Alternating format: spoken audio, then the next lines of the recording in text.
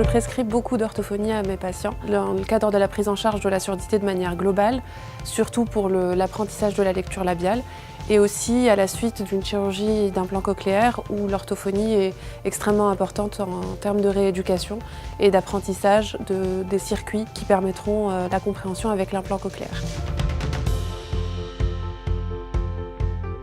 L'audioprothésiste est un professionnel de l'audition dont le rôle est extrêmement technique, qui vise à accompagner un patient dans son appareillage ou dans son implantation. Il a besoin de l'orthophoniste pour assumer le travail derrière de l'accompagnement, de la rééducation de son audition. C'est quelque chose qui est très connu chez l'enfant, mais qui doit se développer chez l'adulte.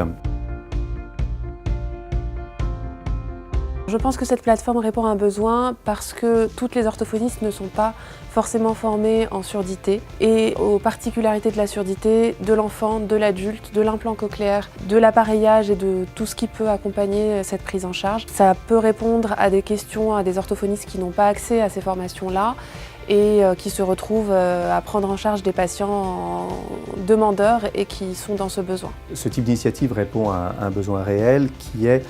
d'offrir à une orthophoniste une information claire sur la surdité et sur tous les métiers liés à la surdité, de façon à donner peut-être goût aussi à travailler dans ce cadre. Au niveau de ma partie audioprothétique pure, le but est de leur offrir les informations techniques de base, de façon à ce qu'elles puissent répondre beaucoup plus facilement aux questions de leurs patients. Sur toutes les informations techniques liées à l'appareillage auditif moderne, sur la façon d'appareiller correctement quelqu'un, de l'accompagner du début à la fin de son appareillage ou de son implantation